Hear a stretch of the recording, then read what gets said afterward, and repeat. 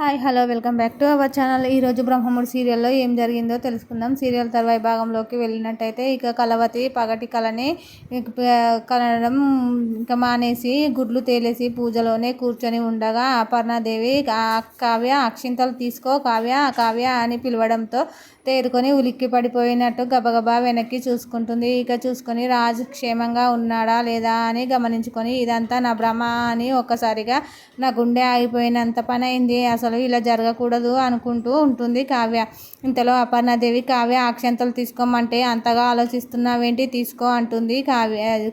అపర్ణ బిత్తరపోయినట్టు చూపులు చూస్తుంది కావ్య. అవతల అక్షింతల ప్లేట్ తీసుకొని ఆ అక్షింతల పళ్ళం పట్టుకొని యామిని వాళ్ళు ఇక్కడే ఉంటే నేను ఊహించిందే జరుగుతుంది, అలా జరగకూడదని ఉండాలంటే నేనే స్వయంగా యామినికి ఎదురు పడాలి, అప్పుడే యామిని తప్పకుండా ఆయన్ని తీసుకొని వెళ్ళిపోతుంది అని ఆలోచించుకుంటుంది కావ్య. నేను అక్షింతలు అందరికీ పంచుతాను పంతులు గారు అని అంటుంది. అలాగేనమ్మా అని అంటాడు పంతులు. ఇక కళావతి లేచి అందరికీ అక్షింతలు పంచుతూ ఉంటుంది. మనకు ఇంకా ఊహ భ్రమను చూసి తనను షాక్ అయిపోతుంది యామిని. ఇక ఆ షాక్లో కళావతి పైకి లేచి యామిని పైకి లేచి కళావతి అంటుంది. వెంటనే కళావతి ఎక్కడుంది అని రాజ్ అంటాడు. రాజ్ కళావతి ఎక్కడా అని అంటాడు ఆనందంతో.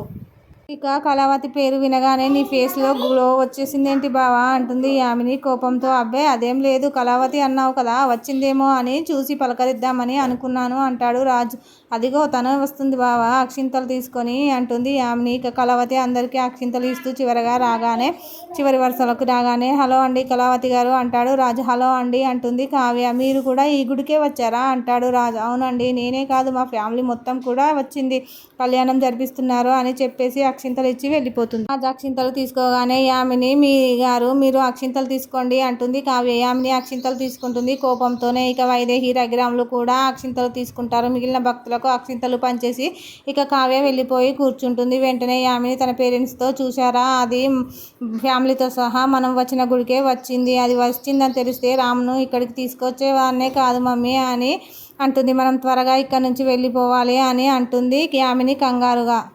రాజు కళ్ళు మాత్రం కావ్యనే వెతుకుతూ ఉంటాయి.